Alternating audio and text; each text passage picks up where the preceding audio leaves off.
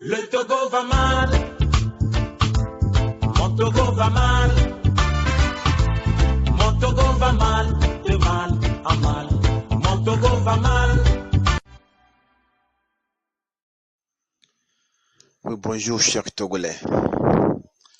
Ce matin, mon message va à l'endroit d'une haute personnalité pour qui j'ai beaucoup de respect. Son Excellence, Monseigneur Nicodème Bariga. Excellence, tous mes respects à vous. Merci pour ce que vous faites pour notre cher pays, le Togo. Excellence, on était tous témoins du grand travail que vous avez eu à accomplir avec la CVJR.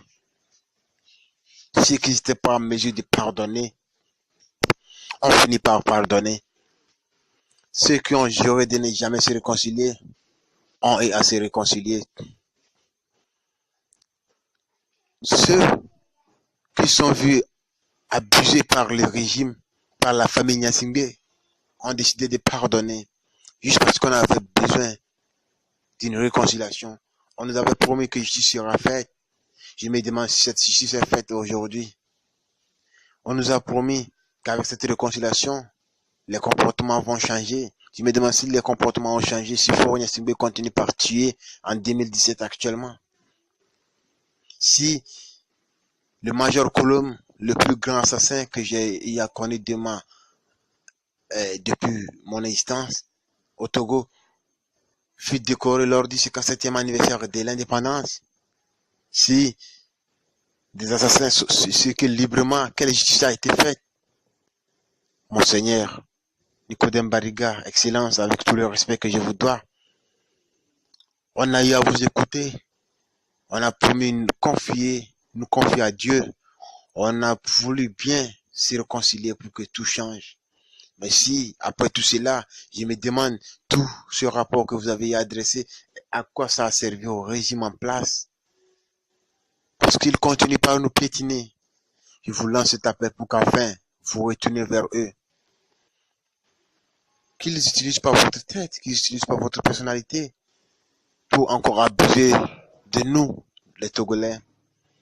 On n'a pas décidé de pardonner, on n'a pas décidé de nous confier à vous pour qu'on continue pas à nous piétiner. C'était pour que la justice soit faite et pour qu'il y ait une réconciliation.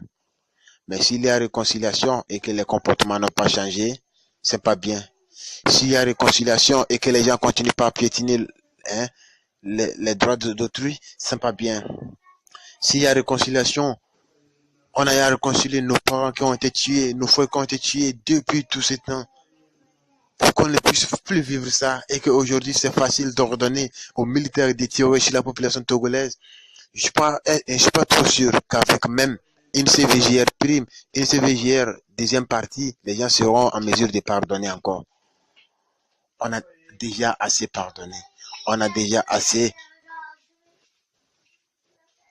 dit tout ce qu'on avait au fond pour que la justice soit faite et qu'on se réconcilie. Si Faure Gnassingbé ne voit aucune importance de tout cela, désolé, Monseigneur. Nous, peuple togolais, allons prendre notre destin en main. Du moins, c'est mon appel, je vous l'avais dit, Monseigneur. Veuillez rappeler à Faure Gnassingbé que aujourd'hui, la CVJR n'était pas qu'un simple décor. Il y a une importance. En nous confiant à vous, Monseigneur Nicodème, le peuple togolais, la population togolaise a exprimé son intention, son désir de vivre dans un climat apaisé. Et si aujourd'hui, la paix est troublée au pays, Monseigneur, Excellence, faites un effort.